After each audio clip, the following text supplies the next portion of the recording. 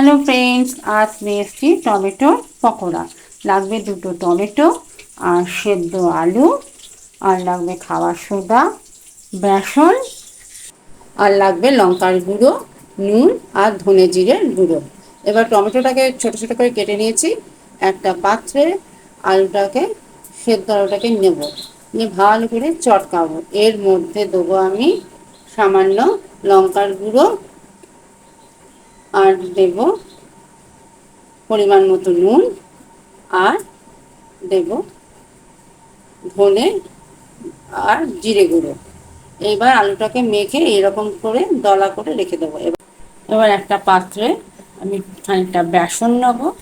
বেসনটা নেওয়ার পর এর মধ্যে সামান্য খাবার সোডা মিশিয়ে দেবো, আর দেব পরিমাণ মতো লবণ। লবণটা দেওয়ার পর হাফ বাটি মতো জল দিয়ে এই বেসনটাকে আমি ভালো করে মেখে নেব, যাতে নুন খাবার সোডাটা ভালোভাবে মিশে যায়। দিয়ে একটা পেস্ট বানিয়ে রেখে দেবো। পিস করা টমেটোর ওপর আলুর পুরটা ভালো করে দিয়ে দেবো।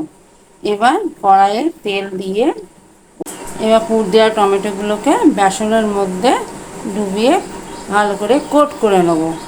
কোট করে নেওয়ার পর আস্তে আস্তে টমেটোগুলোকে তুলে তুলে গরম তেলের মধ্যে ভাজতে দেবো। ভাজার সময় গ্যাসটাকে সিম করে রাখবো, দিয়ে একটা একটা করে ভাজতে থাকবো।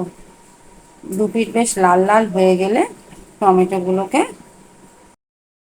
মাছের পাত্রে তুলে নেব। তাহলে রেডি আমার টমেটোর পকোড়া। সসের সাথে পরিবেশন করুন।